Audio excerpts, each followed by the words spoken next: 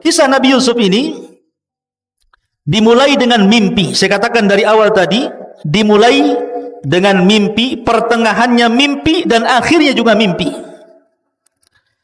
Ketika Nabi Yusuf alaihi salatu wassalam di usia 10 tahun, Nabi Yusuf alaihi salatu wassalam bermimpi, dan mimpinya diceritakan kepada bapaknya. إذ قال يوسف لأبيه يا أبت إني رأيت 11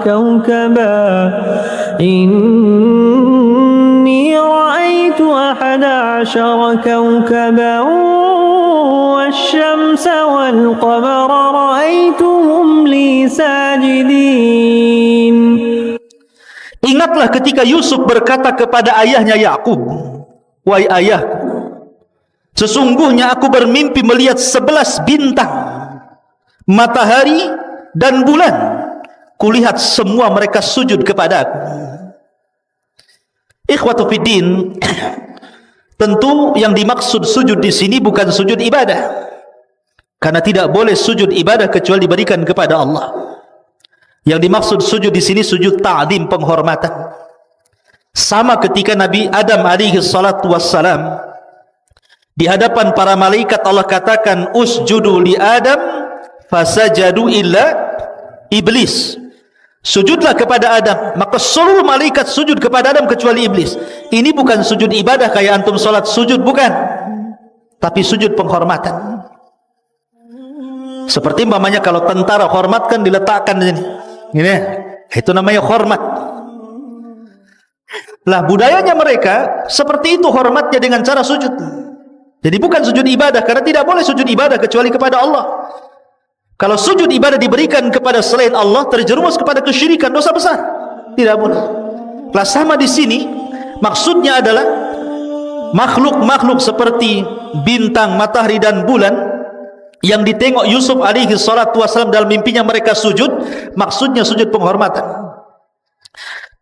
Lah Nabi Yakub alaihi salatu wassalam paham ini bukan mimpi biasa, ini mimpi luar biasa. Dimana karena Yakub seorang nabi, turun wahyu kepada dia, dia tahu bahwa Yusuf ini kelak akan menjadi nabi. Makanya Nabi Yakub kemudian menasihati Yusuf, sebelum terjadi apa-apa dengan kamu, maka jangan ceritakan mimpi ini. Makanya Allah katakan, ya bunai la taqsus ru'yaka ala ikhwatika fayakidu laka kaidan inna syaitana lil insani aduwwum mubin. Wahai anakku, jangan kau ceritakan mimpimu ini kepada saudara-saudaramu itu, karena mereka akan membuat makar untukmu, karena syaitan itu adalah musuh yang nyata bagi manusia. Jadi Nabi Yakub sudah memperingatkan Yusuf, jangan cerita mimpi ini. Kalau cerita sampai cerita kedengaran kepada saudaranya, timbul hasad, ini bisa masalah. Ya. Jadi dari sini ikhwan fillah yakunikan Allah Subhanahu wa taala banyak pelajaran dari dua ayat ini. Pertama, khusus bagi antum ya para santri. Di sini Allah Subhanahu wa taala ajarkan bagaimana akhlak dan adab. Lihat seorang bapa berakhlak kepada anak dan anak berakhlak kepada bapa. Nabi Yakub tahu nama Yusuf, tapi dia tidak memanggil namanya kan. Hei Yusuf, tidak. Tapi memanggil dengan kata-kata ya bunai, wahai anakku. Begitu juga Nabi Yusuf tahu nama bapaknya Yakub, tapi tidak menyebut wahai bapak Yakub, tidak, tapi dengan mengatakan ya abati, wahai bapakku. Inilah yang diajarkan Ibrahim alaihi salatu wassalam. Ibrahim tahu bapaknya kafir, Azar itu kafir. Bukan hanya kafir, dia pemahat patung, dia penjual patung, mengajak orang menyembah patung. Tapi Ibrahim ketika berdialog dengan bapaknya, dia tidak pernah mengatakan ya Azar, dia mengatakan ya abati, wahai ayahku, wahai ayahku. Ini adab ikhwan. Tidak boleh seseorang memanggil nama. Ya, ini adab anak kepada bapak dan bapak kepada anak. Begitu juga seorang santri kepada gurunya. Antum sudah tahu mungkin nama ustadznya, Ustadz Soleh, Ustadz Maulana, Ustadz Iqbal, Ustadz macam-macam sudah tahu namanya. Tapi jangan kemudian disebut nama ya Ustadz. Nah, seperti itu. Ya. Wahai guruku, itu adab namanya. Walaupun hanya berbincang-bincang, mungkin ustadznya tidak ada. Bincang-bincang sama kawan gitu. Payah itu Pak Soleh itu. Nggak boleh begitu. Ya. Tetapi, waduh, gimana ustadz ini? Ustadz siapa? Ustadz Soleh. Begitu. Ya. Itu adab namanya. Antum jangan kemudian sekesal apapun seorang santri kepada gurunya tetap ada adab dalam penyebutan itu. Makanya kenapa para ulama itu apabila menyebutkan dalam kitab-kitab mereka karya-karya para ulama yang sudah wafat, selalu mereka akan memberikan di ujung namanya kata-kata rahimahullahu ta'ala, semoga Allah merahmatinya. Apabila dia masih hidup, maka akan diberikan doa di ujung namanya hafidhahullahu ta'ala, semoga Allah menjaganya. Itu adab namanya. Kita berdoa kepada orang yang berjasa, kepada orang tua, kepada guru. Begitulah yang diajarkan para nabi kepada kita. Makanya di sini kita lihat dalam surah Luqman. Luqman ketika menasihati anaknya, ya bunai la tusyrik billah. Dia tidak menyebut namanya wahai Luqman, tidak. Karena ini bentuk adab, bentuk akhlak maksudnya. Kemudian yang kedua, pelajaran yang kedua, di sini Nabi Yakub kemudian mengatakan kepada Nabi Yusuf alaihi salatu wassalam, apabila antum semuanya diberikan sebuah kabar gembira, kenikmatan dari Allah subhanahu wa ta'ala. Memang Allah mengatakan, fa bi ni'mati rabbika fahaddits. Dengan nikmat Allah ceritakan nikmat itu. Tetapi bukan berarti semua nikmat harus diceritakan. Kalau seandainya memunculkan orang-orang yang hasad. Makanya di sini Allah mengatakan, hai anakku, jangan ceritakan mimpimu, ini mimpi baik. Sebab itu nanti akan menjadikan saudara-saudaramu membuat makar kepadamu. Kalimat kaidun makar. Ya. Tentu makar yang paling besar, tidak ada makar melebihi makar Allah. Allah lah zat yang paling tinggi makarnya. Nah setelah itu kemudian makar yang paling bahaya adalah makar yang ditimbulkan orang hasad. Makanya kenapa dalam surah yang pendek, Qul a'udzu birabbin nas, Qul a'udzu birabbil falaq, di ujung ayat mengatakan min syarri hasidin idza hasad. Karena makarnya orang hasad itu bahaya. Ustaz, apakah ada sesama santri saling hasad? Banyak. Hasad gara-gara makanan, rebutan makanan kan itu. Gara-gara makanan musuhan. Hasad karena kecerdasan. Kalau hasadnya baik nggak apa-apa. Ya Allah, saya ingin si Anu pintar sekali ya Allah, gitu, nggak apa-apa. Tapi kalau hasadnya menghilangkan kenikmatan orang, itulah yang kita disuruh berlindung kepada Allah Subhanahu wa taala, min syarri hasidin idza hasad. Baik, kemudian setelah Nabi Yusuf alaihi salatu wasallam bermimpi, diceritakan mimpinya kepada ayahnya dan ayahnya wanti-wanti, jangan ceritakan kepada saudaramu ya. Nanti saudaramu akan membuat makar. Kita tahu bahwa Nabi Yakub ini ikhwan memiliki berapa istri tadi? Saya katakan empat istri. Lah di antara salah satu dari 4 istri itu ada namanya Rahil. Nama istri Yakub itu ada namanya Rahil. Rahil inilah ibu daripada Nabi Yusuf dan Binyamin. Jadi Nabi Yusuf dan Binyamin itu satu kandung, dari ibu yang sama dan bapak yang sama. Adapun saudara-saudaranya lain bapak, lain ibu satu bapak. Lah ketika ibu Rahil ini melahirkan adiknya Nabi Yusuf namanya Binyamin, meninggal dia. Meninggal. Akhirnya Nabi Yusuf dan Binyamin ini tidak punya ibu, hanya punya bapak Nabi Yakub alaihi salatu wassalam. Lah karena memang Nabi Yusuf dengan Binyamin ini masih kecil, yang paling bungsu gitu dari seluruh anak-anak Yakub. Yakub ini ingin memposisikan plus, bukan hanya selaku ayah kepada Nabi Yusuf dan Binyamin, dia pun ingin memposisikan menjadi ibu. Akhirnya dia lebih mencintai Nabi Yusuf dan Binyamin dibandingkan istri-istri yang masih hidup dan anak daripada istri-istri yang masih hidup. Dari silah tumbuh kecemburuan. Cemburu istri-istrinya itu. Enggak diperhatikan karena Yakub terus memperhatikan Yusuf dan Binyamin. Akhirnya kemudian istri-istri Nabi Yakub ini menghasut anak-anaknya dengan mengatakan, wah payah bapakmu tuh tengok tuh. Kenapa Yusuf aja, kenapa Binyamin saja kemana-mana sama mereka, kalian tak pernah diajak macam-macam. Tertanamlah sifat hasad yang ditumbuhkan ibunya kepada anak-anak yang merupakan saudara-saudara Nabi Yusuf. Ini hati-hatinya para akhwat di belakang itu ya. Jangan sekali-kali mendoktrin kepada anak, karena anak itu paling mudah didoktrin. Dan perempuan itu paling mudah mendoktrin. Dan pengaruhnya melebihi laki-laki.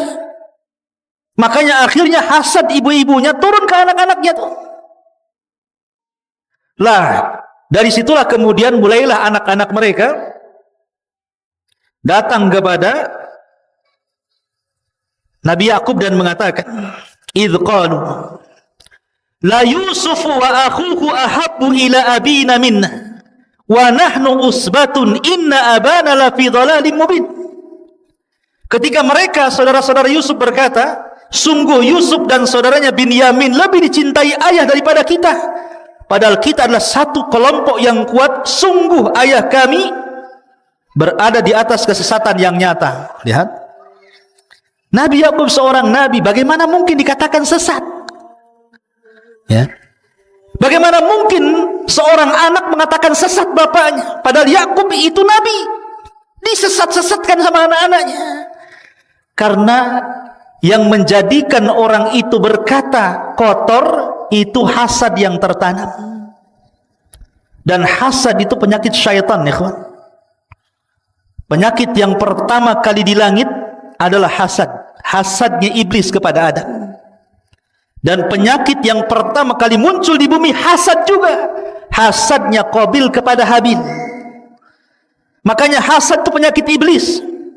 Ya. Makanya kenapa Nabi Yakub sudah mewanti-wanti kepada Yusuf, jangan ceritakan mimpimu. Dan di ujung ayat mengatakan, karena musuh yang nyatalah syaitan. Setan menguasai saudara-saudara Yusuf sampai berani lancang kepada bapaknya dan mengatakan, inna abana lafi dhalalim mubin. Oh, bapakku ini sesat katanya. Berani mengatakan sesat karena hasad. Ya. Ma'asyiral muslimin yang dimuliakan Allah Azza wa Jalla. Lihat bahaya hasad di sini. Bahaya hasad iblis kepada Adam apa? Menjadikan Adam terusir dari sorga, kan? Menjadikan iblis dilaknat sampai kiamat. Kemudian hasadnya Qabil kepada Habil mengakibatkan apa? Pembunuhan Habil di tangan Qabil. Dan itu pembunuhan pertama di permukaan bumi. Adapun hasad saudara-saudara Yusuf kepada Yusuf, lihat. Allah sebutkan dalam Al-Quran surah Yusuf ayat ke-9. Uqtulu Yusuf awit rahuhu ardan yakhlu lakum wajhu abikum wa takunu min ba'dihi qauman salihin. Bunuhlah Yusuf, satu, atau buanglah dia ke sebuah tempat agar perhatian ayah tertumpah kepadamu, atau yang ketiga, setelah itu kamu menjadi orang-orang yang baik. Jadi pertama suruh dibunuh, yang kedua suruh dibuang, yang ketiga apa? Ada yang berakal di antara anak-anak Yakub ini. Qala qailun minhum la taqtulu Yusuf. Janganlah bunuh Yusuf. Wa alquhu fi ghayabatil jub. Kita masukkan aja ke sumur. Yaltaqithu ba'dus sayyarati in kuntum fa'ilin. Biar nanti ada orang-orang musafir datang, mudah-mudahan diambil mereka, kemudian dibawa mereka pergi. Lihat, akibat hasad. Pertama ide pembunuhan, bunuh saja Yusuf itu. Kemudian yang kedua ide pembuangan. Kemudian yang paling ringan idenya apa? Dimasukkan ke sumur. Semua bicara tentang nyawa. Dibunuh jelas menghilangkan nyawa. Dibuang ke padang pasir bisa kematian karena kehausan. Dibunuh, dilemparkan ke sumur. Bisa saja di sumur ada ular, ada kalajengking, ada macam-macam, kan? Makanya Allah mengatakan ghayabatil jub. Kenapa dikatakan ghayabatil jub? Ghayabah itu artinya tidak terlihat. ini bukan sumur kecil, bukan sumur 15 meter, 12 meter, bukan. Tapi sumur yang enggak tahu kedalamannya. Makanya Allah mengibarahkan dengan ghayabatil jub. Saking dalamnya enggak kelihatan. Coba bayangkan. Dan Yusuf 3 hari di situ. 3 hari dalam sumur yang gelap itu. Kalau seandainya saya kasih hadiah 50.000, antum uka-uka di sana, di siapa yang berani? Malam ke hutan Jabal sana, jalan ke hutan sana, ya. Nanti pagi datang lagi ke sini. Siapa yang berani ngacung? Ustadz kasih 50.000, saya tambah 100.000, tambah jadi 500, tambah 1 juta. Nggak ada yang ngacung. Ustadz-ustadznya lah. Coba. Itu loh di hutan ini, Yusuf dah sumurnya di hutan, masuk lagi ke dalam sumur itu. 3 hari 3 malam dalam kegelapan itu. Anak umur 10 tahun. Yusuf ketika dimasukkan itu usianya berapa? 10 tahun itu. Subhanallah. Tetapi dalam riwayat, ketika Yusuf berada di sumur itu, karena itu pilihan terakhir saudara-saudaranya, mereka tidak jadi membunuh, mereka tidak jadi membuang, dan mereka memasukkan Yusuf ke sumur.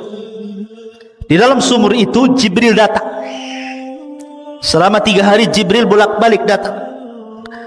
Kemudian menenangkan Nabi Yusuf dalam sumur itu usia 10 tahun, dan menceritakan tentang bahwa Yusuf, nanti kamu sebentar lagi setelah 3 hari ini akan ada orang yang mengambil, kemudian nanti akan dijual, kemudian akan hidup di istana, kemudian akan dirayu perempuan, kemudian akan dipenjara, kemudian akan ini akan itu. Semua diceritakan Jibril tentang kehidupan Yusuf ke depan sampai meninggal. Jadi Yusuf sudah tahu gambaran nih setelah keluar dari sumur apa yang akan terjadi, karena Jibril sudah mengilhamkan kepadanya, ya. Makanya dia membuat tenang Yusuf di dalam sumur tadi. Ma'asyiral muslimin yang dimuliakan Allah Subhanahu wa taala.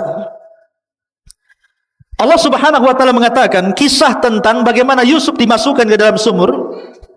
Qalu ya abana ma laka la ta'manna ala Yusuf wa inna lahu lanasihun. Ini saudara-saudaranya itu sebenarnya karena hasadnya yang tinggi kepada Yusuf, sebenarnya berusaha untuk memisahkan Yusuf dengan bapaknya, tetapi tidak berhasil. Jadi maunya itu Yusuf diambil, dibuang gitu kan, dibunuh. Pokoknya mereka membuat makar setiap hari, tapi tidak berhasil. Sampai akhirnya datang kepada bapaknya, dan mereka mengatakan, wahai ayah kami, mengapa engkau tidak mempercayai kami? Kalimat kenapa kau tidak mempercayai kami, maksudnya dari sini kata para ulama tafsir, mereka sudah berusaha berkali-kali tapi tidak berhasil. Makanya mereka meyakinkan bapaknya. Bahasa kita apa? Masa enggak percaya dengan kami? Kasihlah Nabi Yusuf itu main-main bersama kami. Wa inna lahu lanasihun. Apa kata mereka? Sungguh kami semua menginginkan kebaikan.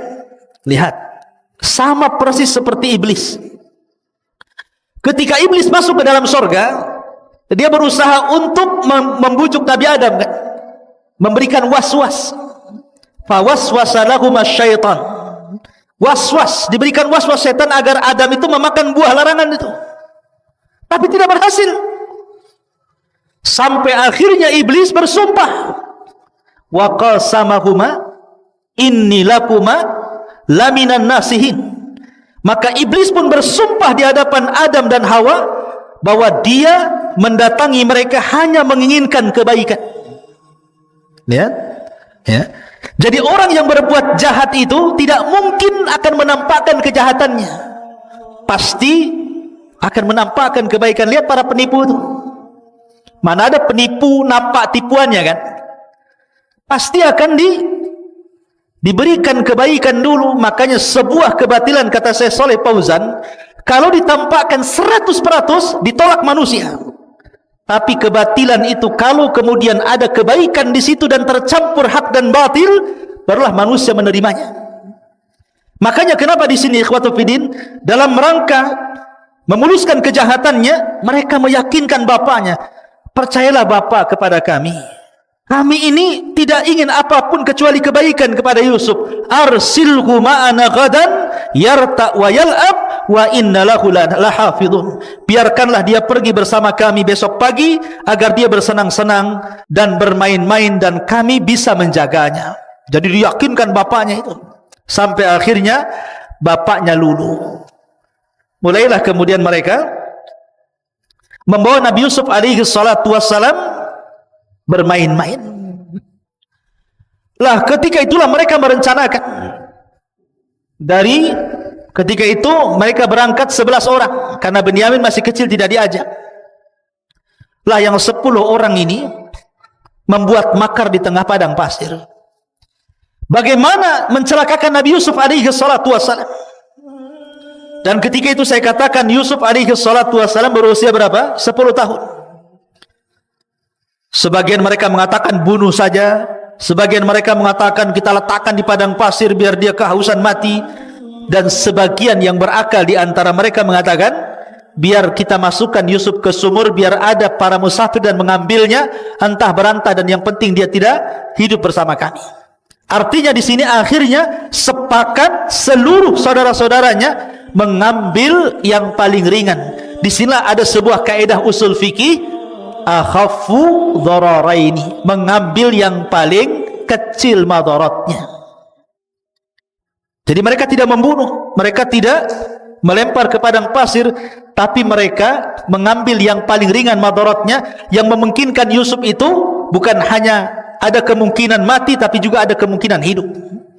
Dan begitulah kaidah usul fikih ya. Jadi kalau ada dua perkara, yang satu madarat, yang satu madarat, maka ambillah yang paling kecil madaratnya. Harus seperti itu. Contohnya apa? Contohnya kita dihadapkan dengan 3 perkara.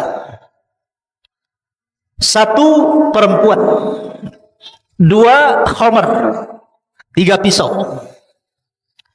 Kemudian antum dipaksa kamu berzina dengan wanita itu. Kalau tidak, kami bunuh. Kalau engkau enggak mau, minumlah khamar. Ini kan semua madarat ikhwan. Berzina dosa besar, minum khamar dosa besar, membunuh juga dosa besar. Tapi antum dipaksa melakukan salah satu dari 3 perkara ini. Kita memilih yang mana? Semua dosa besar. Membunuh tidak mungkin, berzina tidak mungkin, minum khamar juga tidak mungkin. Maka yang paling ringan apa? Hah? Yang paling ringan apa? Novel yang paling ringan apa? Membunuh? Apa? Nggak tahu. Minum khamar? Bukan. Kalau minum khamar Anda mabuk, mabuk ini hilang, nanti memperkosa, dibunuh dia. Makin berat. Makanya khamar itu disebut umul khaba'is. Rajanya keburukan itu khamar. Karena kalau sudah mabuk itu bisa macam-macam. Membunuh, menghilangkan nyawa. Ya berzina kan begitu. Walaupun mengingkari. Itu yang paling ringan. Tetapi kalau bisa dihindarkan, 3-tiganya kita hindarkan. Tapi dalam kaidah kalau nyawa kita terancam, kecuali harus melakukan 3 perkara, ambillah yang paling ringan dari 3 perkara itu. Begitulah kaidah para ulama. Ya. Ma'asyiral muslimin yang dimuliakan Allah Azza wa Jalla. Baik, kita kembali kepada kisah. Lah setelah kemudian Nabi Yusuf alaihi salatu wassalam betul-betul dimasukkan ke dalam sumur. Dan 3 hari Nabi Yusuf di dalam sumur itu. Kemudian datang Jibril alaihi salatu wassalam, kemudian diceritakan kisahnya sampai kelak Yusuf meninggal dan membuat kemudian Nabi Yusuf kemudian tenang. Disitulah setelah 3 hari datanglah para qafilah, para musafir yang dagang dari Palestina menuju Mesir. Karena ketika itu mereka tinggal di Palestina. Lah ketika kemudian mereka mencari-cari sumur karena kehabisan kehabisan air, dimasukkanlah kemudian dalwun itu. Lah Yusuf sudah diberitahu sama Jibril, nanti sebentar lagi setelah 3 hari pasti akan ada tambang dengan timba. Kamu ambil saja tambang itu. Makanya kemudian ketika tiba-tiba datang tambang, langsung diambil. Kemudian dia dinaikkan ke atas Maka takjublah para musafir itu, kok bisa ngambil air dapat manusia? Kayak orang mancing, ya kan? Nggak dapat ikan, dapat celana dalam, ya kan? Kan ada itu yang salah sasar itu, ya kan? Jadi ini orang mancing itu, orang ngambil air, ternyata setelah berat disangka air sampai di atas kemudian manusia. Dan Nabi Yusuf alaihi salatu wassalam, ikhwan, adalah orang yang paling tampan. Sebagian ulama mengatakan bahwa Yusuf alaihi salatu wassalam itu diberikan separuh ketampanan Nabiullah Adam alaihi salatu wassalam. Separuh ketampanan Nabi Adam itu diberikan kepada Yusuf. Adam itu tampan, ya. Dan Adam itu bukan kera, bukan monyet, sebagaimana teori Darwin. Belum tahu teori Darwin? Bahwa asal muasal manusia itu dari kera, awalnya bungkuk, kemudian lahir lagi mulai tegak, jadilah antum. Jadi antum menurut teori Darwin itu berasal dari monyet hutan. Ya. Kita katakan teori ini bertentangan. Adam itu loh nabi yang paling ganteng. Separuh kegantengan Adam diberikan kepada Yusuf. Kita semua turun Adam. Enggak apa-apa Darwin saya keturunan kera, biar dia monyet. Ya. Tapi kita bukan bangsa kera, kita bangsa manusia. Lah Yusuf diberikan separuh ketampanan Adam. Makanya ketika melihat anak kecil tampan gitu ya, senang tuh. Kemudian mereka mulai mengambilnya. Kemudian dibawalah mereka, perjalanan rupanya mereka mengarah ke Mesir. Sesampainya mereka ke Mesir, maka kemudian mereka pun menjual Nabi Yusuf alaihi salatu wassalam. Subhanallah, Allah subhanahu wa ta'ala mempertemukan Nabi Yusuf dengan pembeli yang akan mengangkat derajatnya. Ada seorang pejabat namanya Al-Aziz. Pejabat itu namanya Al-Aziz. Saya katakan tadi kerajaan Mesir itu dia dipimpin oleh seorang raja. Di bawahnya para gubernur. Lah para gubernur ini ada pimpinan gubernur. Lah pimpinan gubernur itu disebut Al-Aziz. Ada namanya Al-Aziz. Jadi dia posisinya di bawah raja. Dan Allah takdirkan dia tidak punya anak sama sekali. Akhirnya kemudian dia ingin memuliakan istrinya Zulaikha. Dengan cara apa? Mencari dan membeli budak-budak anak-anak. Maka berjalanlah Al-Aziz dengan Zulaikha ini ke pasar jual beli budak. Lah tiba-tiba dilihatnya ada anak kecil, tampan nih, pokoknya putih, mancung luar biasa. Di sini langsung tertarik Zulaikha dan mengatakan kepada Al-Aziz, belilah anak itu supaya kita bisa mengangkat anak atau nanti suatu ketika bermanfaat untuk kita. Akhirnya dibelilah, subhanallah, dengan harga yang murah, darahima ma'dudah. Dalam Al-Quran seperti itu. Seandainya diberikan saja tanpa kemudian diberikan uang pun tidak ada masalah.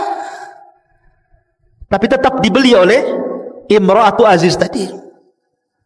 Akhirnya kemudian Yusuf pun dibeli, dibawalah ke istana. Istana megah, bayangkan. Ini wakil raja. Tentu rumahnya bukan rumah biasa, rumah istana. Makanannya juga bukan makanan biasa, makanan mewah. Pakaiannya juga indah-indah, kasurnya juga empuk-empuk, dayang-dayangnya dan begitu seterusnya. Lihat bagaimana Allah katakan dalam Al-Quran, asa an takrahu syai'an wa huwa khairul lakum. Terkadang apa yang anda anggap buruk itu rupanya kebaikan di hadapan Allah. Belum tentu yang kita anggap buruk itu buruk bagi kita, bahkan itu sebuah kebaikan. Nabi Yusuf dihasadi oleh saudara-saudaranya, kemudian dibuang ke sumur, dibawa oleh para kafilah, dijual lagi. Tapi Allah katakan wa asa an takrahu syai'an wa huwa khairul lakum. Jadi antum kalau sekarang mondok di Jabal Uhud ini memang enggak enak. Kalau antum di rumah kan kasur enak, sebagiannya main game, ya, keluar trek-trekan, pulang enggak dilarang orang tua, makan semakannya, enak di rumah kan. Masuk pesantren kayak penjara. Jendelanya aja kayak penjara gini. Ya. Makan ya itu saja dikresek gitu kan, isinya ya tempe tahu, nahu sorop, tempe tahu. Tempe itu nahu, tahunya sorop. Jadi makan apa? Makan nahu sorop. Tempe tahu tiap hari gitu. Ya. Ya, sekarang antum mungkin dianggap ini tega banget nih orang tua ini, kok lempar saya ke Jabal Uhud pula. Sudah kasurnya sempit, 2 lantai lagi, berdekat-dekat, banyak nyamuk, ini itu, nanjak, capek. Wa asa an takrahu syai'an wa huwa khairul lakum. Boleh jadi yang anda anggap buruk hari ini, capek di sini, asing ngapal aja, stres. Nanti antum merasakan setelah antum keluar dari sini, dapat ilmu. Allah katakan dalam Al-Quran bahwa orang-orang yang akan diangkat derajatnya adalah yarfa'illahu alladhina amanu minkum walladhina utul ilma darajat. Abu Hurairah, orang miskin Abu Hurairah itu, ikhwan. Makanya disebut ashabus sufah, miskin. Dia hidup di tenda di samping Masjid Nabawi. Kadang 3 hari nggak makan, sampai dia pingsan-pingsan. Tapi dia sabar bermulazamah ngaji sama Nabi. Akhirnya dia cerdas dan Allah berikan anugerah hafalan yang luar biasa yang tidak pernah lupa, dan dia menjadi salah satu dari sahabat yang al-mukthiruna fil hadithi Rasulillah. Sahabat yang paling banyak meriwayatkan hadis Nabi sampai kepada kita. Siapa yang tidak kenal Abu Hurairah? Setelah kemudian Rasul meninggal, dia diangkat jadi gubernur, hartanya banyak, namanya melambung, sampai dia meninggal pun disebut-sebut namanya an Abi Hurairah radhiyallahu an Abi Hurairah radhiyallahu an. Siapapun yang membaca hadis Nabi dalam bab apa saja ada Abu Hurairah di situ. Dalam bab air ada Abu Hurairah di situ disebut. Dalam bab tayamum, dalam bab wudu, dalam bab solat, dalam bab zakat, dalam bab apa saja Abu Hurairah ada di situ. Meriwayatkan hadis Nabi SAW. Wa asa an takrahu syai'an wa huwa khairul lakum. Terkadang yang antum anggap buruk hari ini nanti akan jadi sebuah kebaikan di akhir nanti. Jadi sabar. Sabar dalam menimba ilmu itu perlu kesabaran. Kita kembali. Kemudian Nabi Yusuf alaihi salatu wasalam hidup di istana Al-Aziz. Barulah dia merasakan hidup yang sangat enak, makan enak, tidur enak, macam-macam. Diberikan pendidikan sampai akhirnya Yusuf pun tumbuh dewasa, hidup selama 10 tahun bersama keluarga Aziz dengan Zulaikha itu. Jadi ketika masuk umur 10 tahun, kemudian hidup di istana Al-Aziz 10 tahun, sekarang Yusuf usianya menginjak 20 tahun. Sudah ganteng, sudah anak muda. Rupanya Zulaikha. Apa ini? Setelah Yusuf kemudian makin dewasa, tidak sebagaimana kecintaan Zulaikha ketika Yusuf masih kecil. Kecintaan seorang ibu kepada anak. Tapi setelah dia dewasa, karena bukan anak kandung, tapi seorang budak yang dirawat menjadi anak angkat, tumbuh rasa cinta seperti seorang anak muda kepada seorang gadis, atau sebaliknya. Malah dia suka, mau selingkuh bahasanya ya. Lah Nabi Yusuf alaihi salatu wassalam ketika itu berusaha untuk menolak, berkali-kali Zulaikha itu merayu Yusuf, tapi Yusuf pemuda yang afif, menjaga dirinya. Nabi SAW bersabda, sab'atun yudhilluhumullahu fi dhillihi yawma la dhilla illa dhilluh. Ada 7 golongan yang akan mendapatkan naungan arsy Allah di hari yang tidak ada naungan kecuali naungan Allah. Salah satunya apa? Rajulun da'athu imra'atu dhata jamalin. Seorang laki-laki yang ditawarkan wanita yang cantik, penuh dengan karisma, kemudian mengajak berzina, tapi laki-laki mengatakan inni akhafullah, saya takut kepada Allah. Dia hindari perzinahan. Begitulah anak-anak muda yang menjaga diri. Yusuf ini seorang musafir, jauh dari keluarganya. Biasanya kan seorang musafir, kalau kita lihat di Batam ini kan banyak para perantau. Ada yang dari Jawa, ada yang dari Sumatera, Kalimantan, macam-macam, satu Indonesia tumblak di Batam ini. Seorang yang merantau itu biasanya lebih berani karena jauh dari keluarga. Dia harus mengadu nasib. Makanya kalau para perantau itu jadi jahat sekali, kalau jadi baik sekali. Kenapa dia bisa berbuat jahat? Karena jauh dari orang tua, jauh dari kampungnya. Kalau dia berbuat jahat, orang kampung tidak tahu, orang tuanya tidak tahu. Ya. Artinya Yusuf ini kalau diajak berzina dengan wanita istri pejabat yang sangat cantik Zulaikha ini, memungkinkan karena dia seorang musafir, jauh dari keluarga, orang nggak tahu siapa dia di situ. Tapi Yusuf dianugerahi oleh Allah Subhanahu wa taala jiwa yang afif, yang menjaga diri. Makanya ketika Zulaikha itu mengundang Yusuf ke kamarnya, kemudian berusaha, kemudian oleh Zulaikha dikunci seluruh pintu dan jendela. Bayangkan, tidak ada satupun jendela dan pintu kaca dikunci. Kemudian Zulaikha membuka bajunya dan menawarkan diri. Tapi Yusuf mengatakan, ma'adallah, aku berlindung kepada Allah. Kalau bukan karena burhan dari Allah, tentu aku akan terjerumus kepada perbuatan yang sangat dahsyat fitnahnya ini. Ikhwan, ada yang mengatakan Nabi Yusuf alaihi salatu wassalam ketika itu melihat patung. Jadi ada patung di rumah Zulaikha itu, karena ketika itu orang Mesir menyembah patung. Ya. Lah patung itu tersingkap dari tutupnya. Jadi ada penutup kemudian tersingkap penutupnya. Dia malu. Sebenarnya Yusuf itu secara naluri laki-laki, dia pengen juga. Siapa yang tidak pengen? Ya. Dihadapkan kepada wanita yang sangat cantik, nalurinya itu pengen. Makanya Allah mengatakan wa hammat bihi wa hammat biha. Artinya wanita itu pengen Yusuf, Yusuf pun sebenarnya dalam hatinya kepengen. Tapi ketika dia melihat patung itu, Yusuf malu. Padahal itu Tuhannya orang Mesir. Kalau dia malu kepada patung itu saja, maka dia lebih malu kepada Allah Subhanahu wa taala. Dari situlah kemudian dia lari menghindar Zulaikha, kemudian dia lari kepada pintu, sampai di pintu rupanya Zulaikha menarik pakaiannya, sobek dari belakang. Ketika sobek, Allah takdirkan suaminya datang. Jadi ketika ditarik dari belakang itu prek gitu ya, rupanya suaminya datang. Persis ketika pengambilan baju kemudian sobek dari belakang itu. Bayangkan ikhwan, kamar itu tidak ada yang memiliki kunci kecuali suami istri. Ya, jadi ketika Zulaikha menarik baju kemudian sobek dari belakang, suaminya membuka pintu. Kagetlah suaminya. Lah ketika kaget, heboh. Maka Zulaikha berusaha kemudian menuduh Nabi Yusuf bahwa dia yang merayu dirinya. Lah ketika itu ada seorang jariyah pembantunya.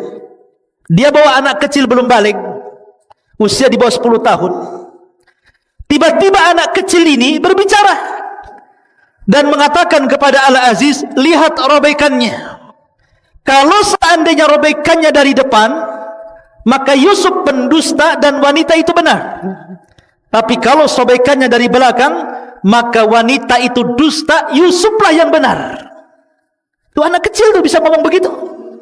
Ya. Maka dilihat rupanya robekan dari belakang. Maka tahu di sini yang salah siapa? Imra'atu Aziz.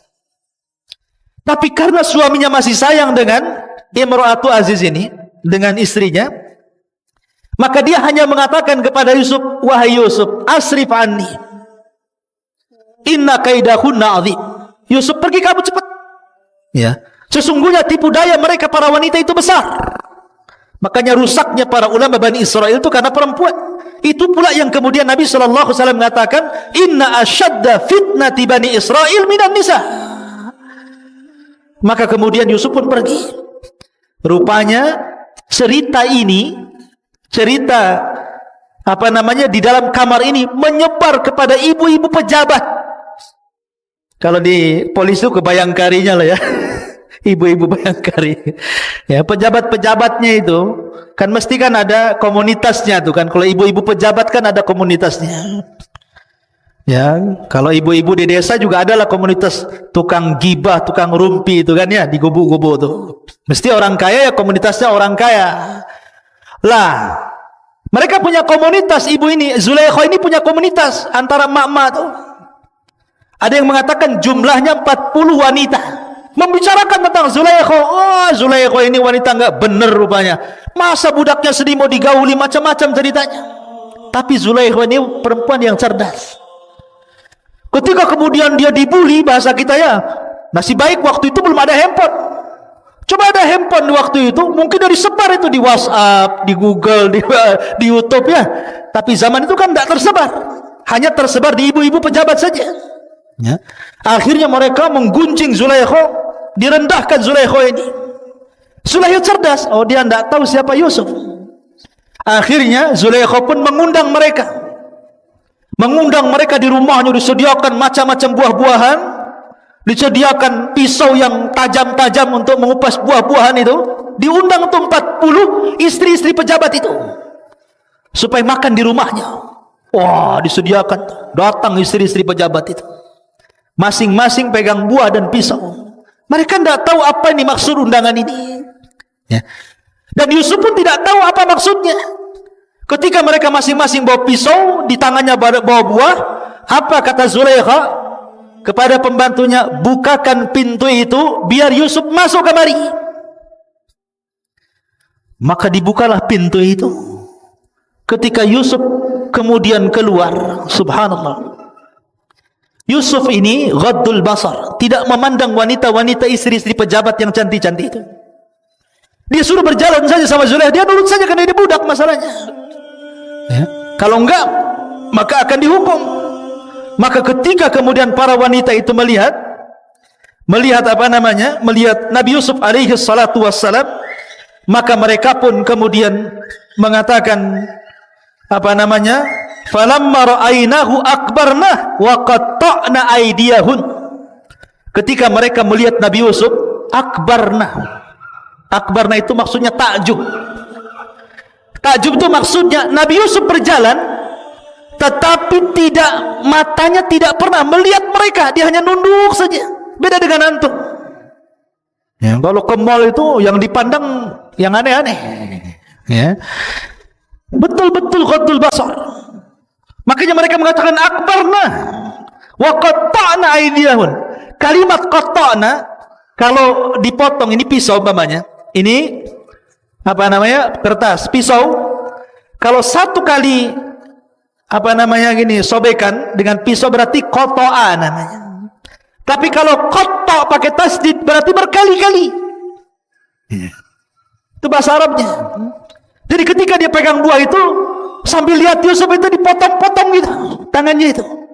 Subhanallah. Dan wanita-wanita yang memotong tangannya sambil melihat Nabi Yusuf yang ganteng itu tidak merasakan sakit sama sekali. Kenapa? Kaidah, apabila seseorang sudah melebihi kecintaan yang di atas rata-rata, biasanya apapun rasa sakit akan hilang dari dia.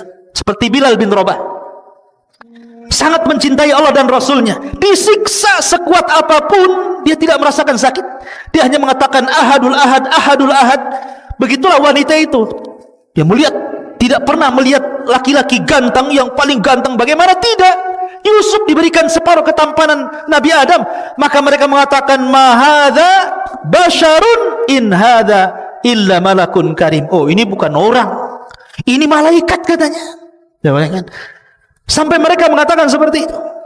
Saking gantengnya enggak terasa memotong-motong tangannya sendiri. Lah disitulah kemudian baru Zulaikha tersenyum kepada mereka. Maka Zulaikha pun kemudian mulailah memaksa Yusuf agar melayani dirinya. Kalau tidak, saya akan penjarakan kamu. Tapi Yusuf tetap mengatakan as-sijnu ahabbu ilai.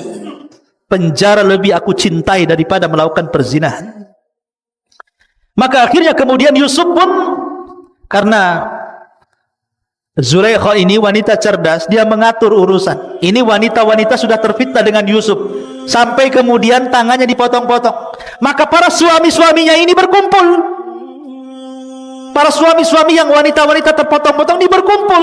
Kemudian mereka takut dengan Yusuf memfitnah istri-istri mereka. Akhirnya mereka sepakat untuk memenjarakan Yusuf. Lihat bagaimana kejahatan mereka. Bersepakat untuk memasukkan Yusuf ke dalam penjara.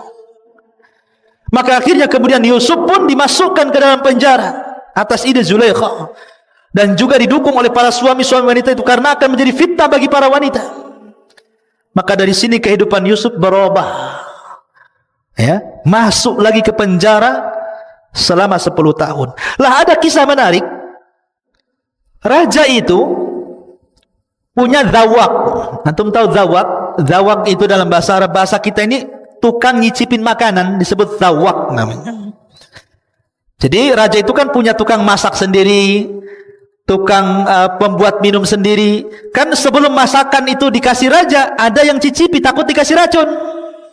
Begitu juga minuman, kalau sebelum sampai kepada raja, maka tukang nyicipinya ini meminum dulu, takut diberi racun. Lah Allah takdirkan zawak ini meninggal dunia, yang tukang nyicipi itu meninggal dunia.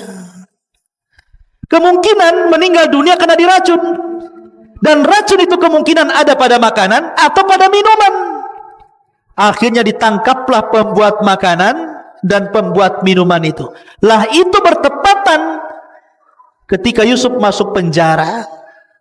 Makanya Allah mengatakan dalam Al-Quran, dalam surah Yusuf itu, maka Yusuf masuk penjara bersama 2 anak muda. Masuk ke dalam penjara, ya. Akhirnya kemudian Yusuf masuk nih, 3 orang Nabi Yusuf dan 2 orang yang berkasus itu, karena berencana untuk salah satunya meracuni zawak tadi. Lah Allah takdirkan di penjara itu, ikhwan, akhirnya mimpilah salah satu dari mereka. Mimpi. Yang satu mimpinya aneh-aneh gitu kan. Maka dalam Al-Quran dijelaskan bagaimana mimpinya 2 orang itu di hadapan Nabi Yusuf alaihi salatu wassalam. Ma'asyiral muslimin yang dimuliakan Allah subhanahu wa ta'ala,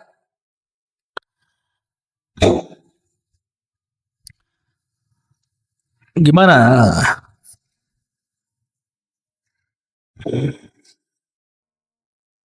ayatnya? Siapa yang hafal mimpinya anak muda itu?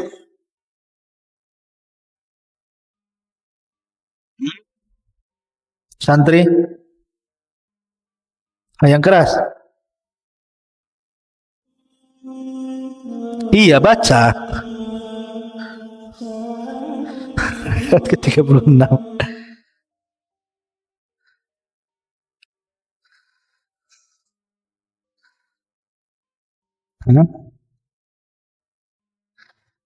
Ayat 36.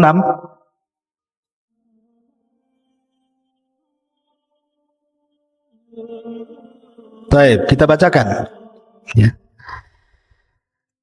Di antara mimpinya,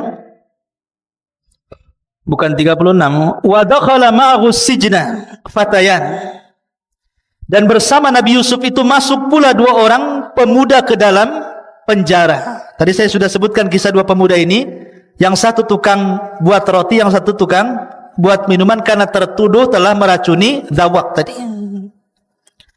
Qala ahaduhuma, berkata salah satu dari keduanya, inni arani a'siru khamran. Wa qala al-akhar inni arani ahmilu fawqa ra'si khubzan ta'kulu at-tayru minhu nabbi'na bi ta'wilihi inna naraka minal muhsinin. Sesungguhnya aku bermimpi memeras anggur, dan yang lainnya berkata aku bermimpi membawa roti di atas kepalaku, sebagiannya dimakan burung, berikanlah kepada kami takwilnya, sesungguhnya kami memandangmu termasuk orang yang baik. Maka Nabi Yusuf alaihissalam ini kan ahli takwil mimpi. Nabi Yusuf sudah tahu pasti salah satunya akan mati. Salah satunya akan mati nih. Karena salah satunya akan mati, maka Nabi Yusuf alaihissalam harus berdakwah supaya mereka masuk ke dalam agama Islam, agama Nabi Yakub, Nabi Ibrahim. Sebelum mati itu diislamkan dululah bahasanya, gitu. Makanya kemudian Nabi Yusuf alaihissalam mulai berdakwah kepada mereka, wattaba'tu millata aba Ibrahim wa Ishaq wa Yaqub ma kana lana an nusyrika billahi min syai'in dzalika min fadlillahi alaina wa 'alan nas walakinna aktsaran nasi la yashkurun. Dan aku mengikuti agama nenek moyangku Ibrahim, Ishak dan Yakub. Tidak pantas bagi kami para nabi mempersekutukan sesuatu apapun dengan Allah. Itu adalah dari karunia Allah kepada kami dan kepada manusia semuanya, tetapi kebanyakan mereka bersyukur. Maka intinya Yusuf mengajak mereka untuk mentauhidkan Allah. Tapi memang tidak diceritakan dalam Al-Quran apakah keduanya masuk Islam atau tidak. Maksudnya mengikuti agama Yusuf atau tidak diceritakan. Tapi yang diceritakan adalah ketika keduanya kemudian diloloskan dari penjara, maka Nabi Yusuf alaihi salatu wasalam ketika itu mengatakan kepada salah satu dari yang akan diselamatkan, tidak akan mati, nanti kamu cerita kepada raja tentang kasusku, aku akan ceritakan kasusku, kamu cerita kepada raja, mudah-mudahan raja mengampuniku. Maka yang ditakwil akan selamat itu, ya, saya akan ceritakan kalau sampai di istana. Akhirnya keduanya dipanggil. Setelah kasusnya kemudian disidangkan dan terbukti rupanya salah satu yang berikan racun, lah rupanya yang meracuni zawak yang suka mencicipi makanan raja itu siapa? Tukang pembuat roti. Adapun tukang pembuat minuman khamr itu bebas karena dia tidak meracun. Makanya ketika ditakwil itu ada roti di atas kepalanya, sebagiannya dimakan burung.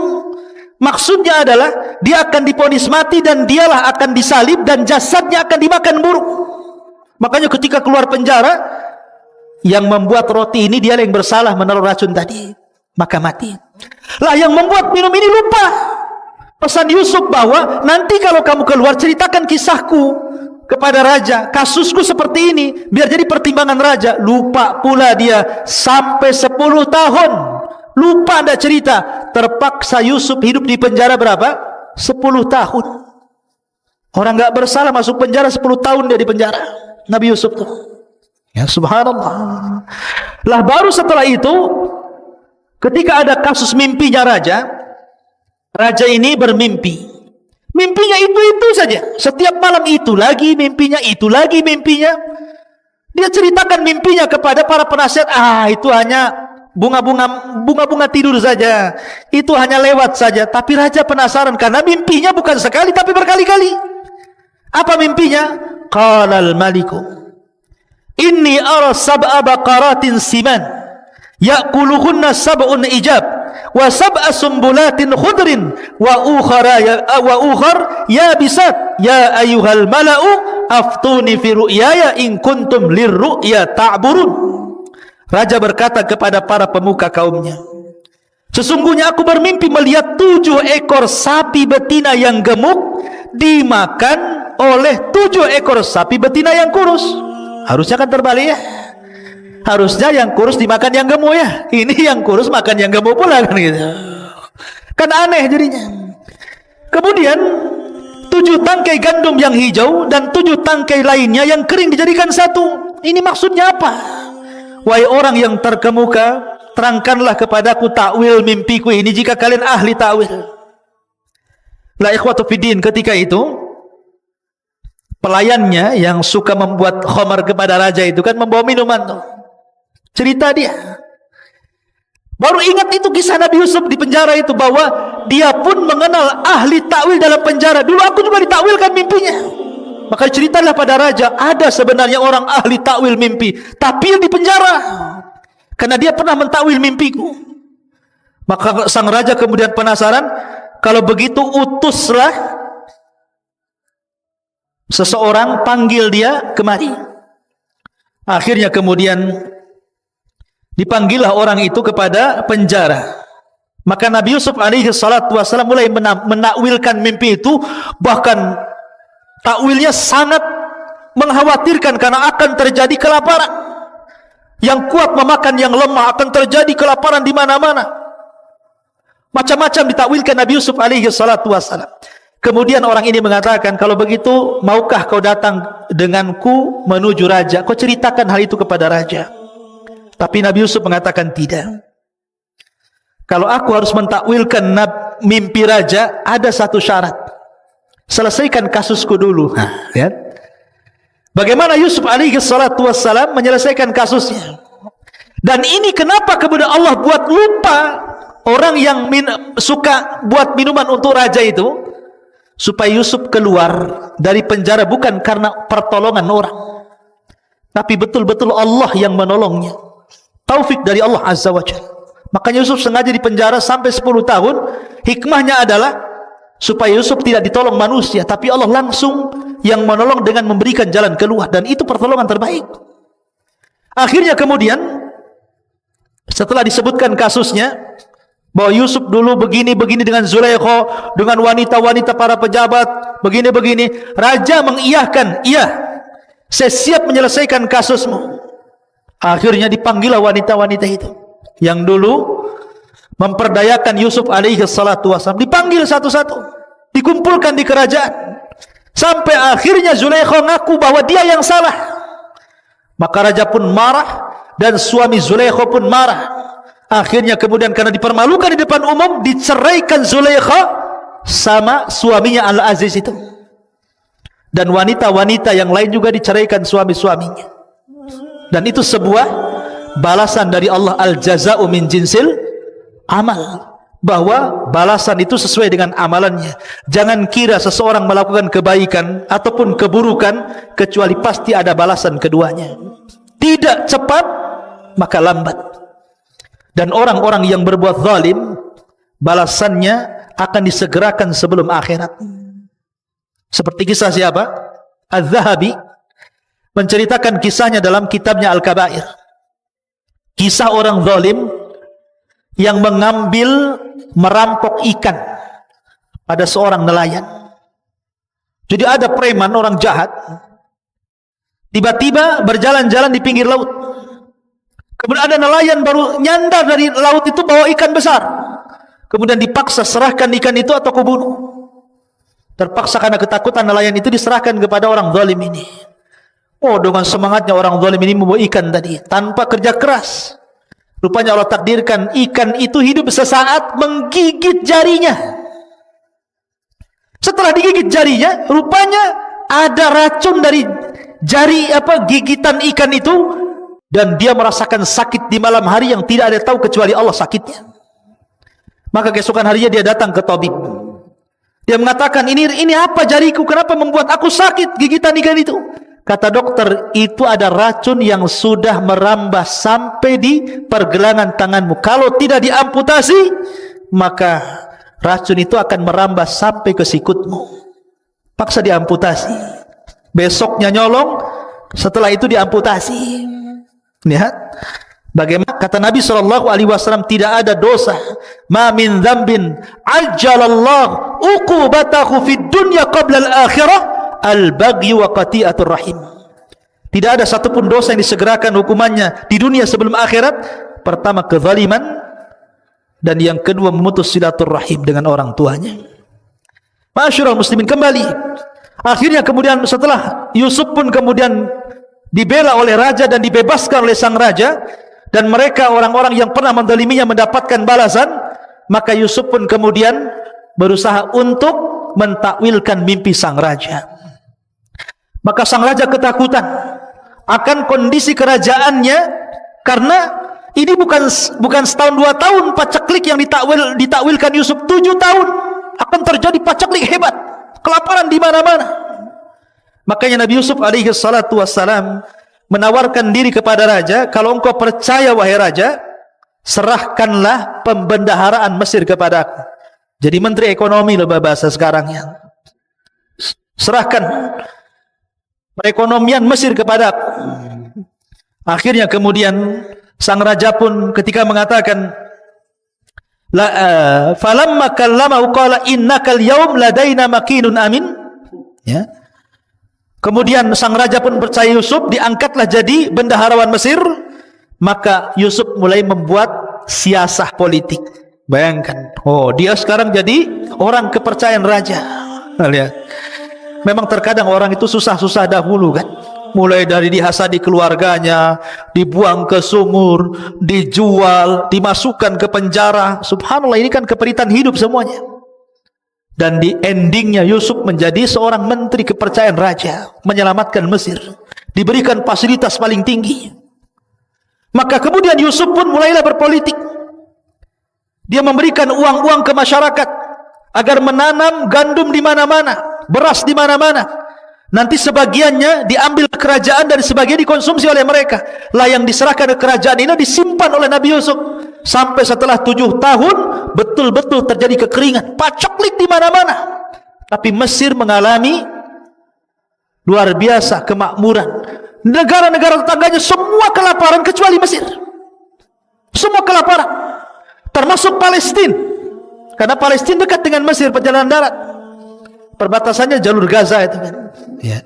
Akhirnya terdengarlah oleh keluarga Nabi Yakub bahwa kalau ingin mendapatkan makanan dan tidak akan kelaparan, maka mereka boleh menukar gandum, menukar makanan dengan barang-barang berharga. Berangkatlah keluarga Yakub ini. 10 orang datang ke Mesir membawa barang. Yusuf sudah sukses di Mesir. Lah ketika datang ke istana Mesir, Yusuf kenal. Ini orang-orang ini kenal. Ini dulu orang yang menzalimi saya. Lihat, orang yang disakiti selamanya tidak akan lupa kepada orang yang menyakiti. Tapi orang yang menyakiti akan lupa kepada orang disakitinya. Itu kaidah itu. Ingat gak antum dulu zalimi saya? Nggak ingat. Yang menzalimi biasanya gitu, nggak ingat dia. Tapi yang dizalimi akan ingat terus. Wah ini, walaupun udah tua, mukanya ini kayak dulu nih orang yang kurang ajar sama saya ini. Ya. Yusuf kenal tuh saudara-saudaranya, tetapi saudara-saudara nggak kenal sama Yusuf. Ya. Maka Yusuf pun kemudian, tapi dia berusaha. Disinilah Allah tampakkan adabnya seorang nabi, akhlaknya seorang nabi. Jazaul ihsan, jazaus sayyi'ah, balasan keburukan tidak dibalas dengan keburukan, tetapi dibalas dengan kebaikan. Begitulah para nabi yang mengajarkan kepada kita. Ya. Dulu mereka hasad, maka lawan hasad itu kita berikan kebaikan kepada orang yang hasad. Inilah cara menghilangkan hasad. Kan saudara-saudara Yusuf kan hasad tuh kepada Yusuf, maka Yusuf justru tidak hasad. Jadi mereka akhirnya diberikan kan dalam kaedah pemberian penukaran barang itu satu unta satu karung gandum. Walaupun mereka banyak 10 unta, tetap dikasih satu unta, satu orang satu unta. Akhirnya mereka mengatakan, Yusuf nih mengatakan, berapa saudara kalian? Mereka mengatakan 11 orang. Loh kenapa cuma 10? Benyamin maksudnya saudaranya nggak dibawa. Kenapa cuma 10? Besok-besok kalau kamu datang, ajak yang ke-11-nya. Kalau engkau tidak ajak, kami tidak akan kasih gandum lagi. Untuk kebaikanku, kata Yusuf, nih gandumnya, setiap satu unta, satu karung, nih saya kembalikan semua barang berharganya. Tuh, baik kan? Udah nggak diambil barang berharganya, dikasih gandum lagi. Ya. Akhirnya pulanglah mereka. Sampai di Palestina berjumpa dengan Nabi Yakub. Nabi Yakub itu pantang makan yang haram, pantang makan pemberian orang, tidak mau dia. Ketika dia melihat gandum-gandum itu di atas unta, kemudian barang berharganya kembali, Yakub menolak, tidak mau. Ini harus dikembalikan nih. Saya tidak mau, kecuali kalau barang-barang berharganya memang sudah diterima oleh Mesir, mereka dapat makanan, nggak apa-apa. Ini enggak, makannya dikasih, barangnya dikembalikan. Kata Yakub, saya nggak mau makan kecuali ditukar dengan barang berharga. Akhirnya mereka mengatakan, tidak wahai ayahku. Mereka minta syarat, kalau kami harus kembali ke Mesir, adik kami Benyamin harus diajak. Kalau nggak lengkap 11, mereka akan menolaknya. Nabi Yakub teringat dengan Yusuf. Nabi Yakub teringat dengan Yusuf, nanti dimasukkan sumur lagi kan gitu ya. Dia takut karena di antara ujian Nabi Yakub itu salah satunya dia menangis karena sedih kehilangan Yusuf sampai buta. Setiap hari Yakub menangis karena tidak wajar kematian Yusuf, apalagi tahu Yakub ini Yusuf akan jadi nabi. Maka dia sedih menangis, akhirnya buta, nggak bisa melihat. Pada awalnya Yakub tidak mengizinkan Benyamin, tapi dirayu dan ini demi makan, demi tidak kelaparan. Akhirnya Yakub pun kemudian setelah dipastikan Benyamin aman, maka boleh mengizinkan Benyamin ikut. Berangkatlah mereka dengan Benyamin yang tadinya 11 unta jadi 10 unta jadi 11 unta, kan jadi banyak tuh karungnya. Setelah sampai di sana, Nabi Yusuf kenal dengan Benyamin. Benyamin tidak kenal dengan Yusuf. Akhirnya kemudian oleh Nabi Yusuf dipisahkan tuh dari kawan-kawannya, dimasukkan ke dalam kamar. Kemudian Yusuf baru bercerita bahwa dia adalah Yusuf. Wah, senanglah Benyamin karena berjumpa dengan saudaranya sudah lama, bertahun-tahun tidak berjumpa. Dari situlah maka Yusuf tidak mau berpisah dengan Benyamin. Disitulah dia buat makar. Dia ngomong sama Benyamin, nanti sebelum kau pulang, nanti kendaraanmu akan saya kasih barangku, nanti kau akan dituduh mencuri. Nanti kalau kamu dituduh mencuri, kamu tidak akan pergi lagi ke Palestina dan kamu akan hidup bersama saya di sini.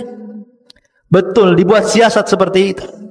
Setelah barang-barangnya kemudian ditukar dengan gandum, kemudian orang-orang ini sudah mau kembali ke Palestina. Sebelum masuk sampai gerbang saja, para penjaga teriak, ada barang yang hilang, ada barang yang hilang, barangnya Malik hilang. Akhirnya penjaga pun menutup gerbang, kemudian memeriksa semua bawaan 11 saudara Yusuf ini. Dicek semuanya. Ya. Rupanya yang bawa barang ada siapa, Ben? Binyamin. Ditangkaplah Binyamin. Ketika itu hukuman orang mencuri, kalau ikut syariat Yakub maka menjadi budak, kalau ikut syariat Mesir maka dibunuh. Cuma dua itu saja. Hukuman orang mencuri ketika itu jadi budak atau dibunuh. Ya, dan Yusuf mengikuti syariat Yakub.